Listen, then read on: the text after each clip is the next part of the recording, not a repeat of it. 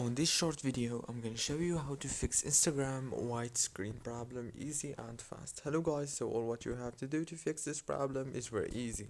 First thing you have to do is just make sure that you have the last version of Instagram, and to make sure that you have the last one you have to go to Play Store and then go to the search bar here in the top and search for Instagram. And after you search for Instagram, now all what you have to do here, you make sure that you have this update option, then click on it. After you click on it, it will update your Instagram. That's the first step.